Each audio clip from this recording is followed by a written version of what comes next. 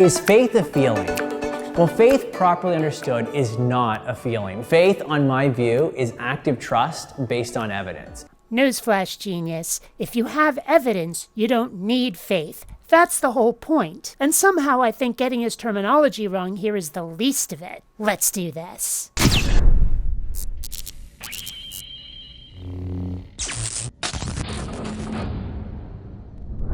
Greetings, fellow space travelers, BionicDance here. If you know me at all, you know that my biggest problem with religion is believing in it on faith instead of on facts. And Dude Boy here is going to turn some serious mental gymnastics in an attempt to not only keep using the word, but also to use a variation on the philosophy. Now, faith can affect how we're feeling.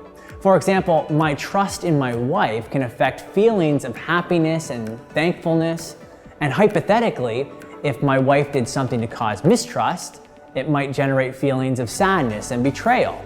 So faith and feelings are related, but they're two different things. Faith informs our feelings. What we have here is a false comparison. He's describing trust in his wife's behavior, not her existence. If a God doesn't exist, then everything for which he's given credit turns out to have a completely different explanation and origin, if they even happened at all. And it's faith in God's existence that's at issue here. The question is whether a God is even real. The reasoning has always been that they claim God did something, that something happened, therefore God is real. But the claim that God did it is never proved, and so neither is God's existence. I like the way Ben Shapiro puts it. He says facts don't care about your feelings, and he's right.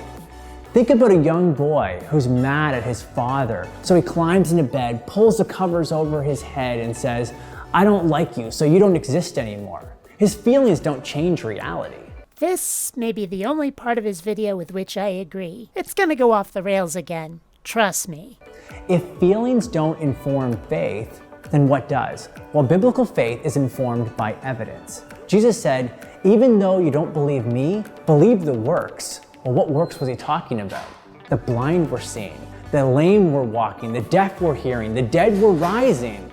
He's saying believe based on the objective evidence. But what evidence is there, really? We've got a very old book from thousands of years ago, written at a time when the understanding of the universe was extremely primitive and uninformed, and which is, in many cases, provably, historically, and scientifically wrong. Not just inaccurate, but flat-out bullshit, provably untrue, which makes claims about supernatural events which seem to stop happening at all, ever, after we were able to record and measure such possibilities if they happen. And somehow we're supposed to take that as evidence for a God's existence. And incidentally, to ignore every other religion that has a holy text making similar claims. This isn't evidence, but believing in it is faith, because faith is belief without or in spite of facts. Religion doesn't rely on facts. If it did, it would be very different, if it even existed at all. So feelings follow faith, and faith follows facts.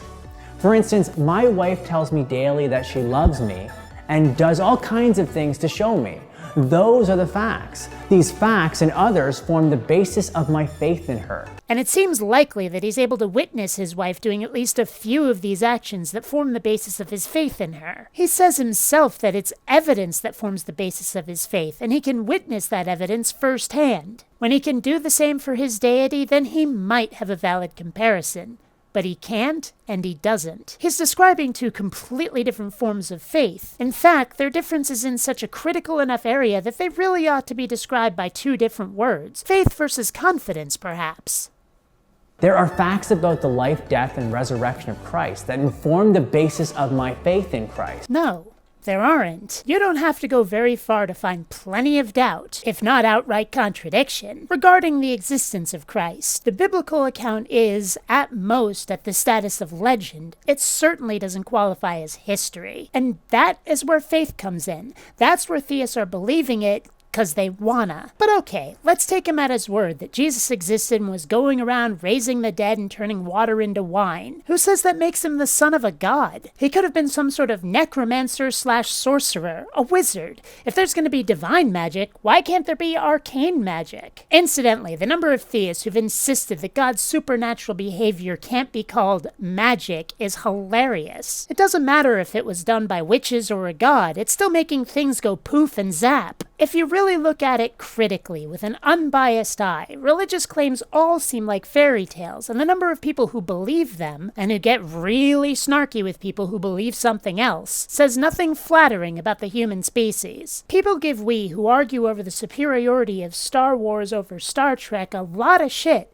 but at least we acknowledge that what we're obsessing about is fiction. And we've never started a damn war over it. You don't hear me say this much, cause I'm a kid at heart, but grow the fuck up. Until next time, fellow space travelers, this is BionicDance saying don't run on automatic. Instead, please, think.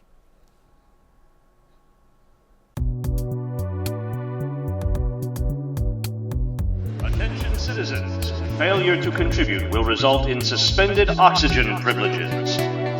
Attention citizens, failure to contribute will result in suspended oxygen privileges. Attention citizens.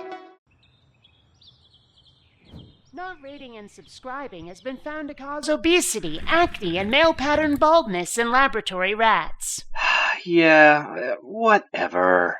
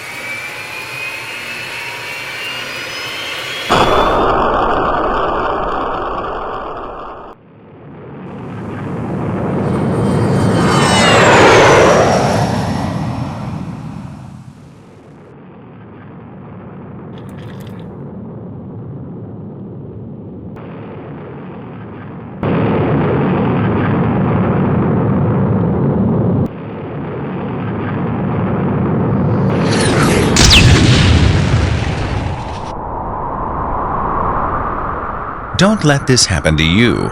Be sure to rate and subscribe.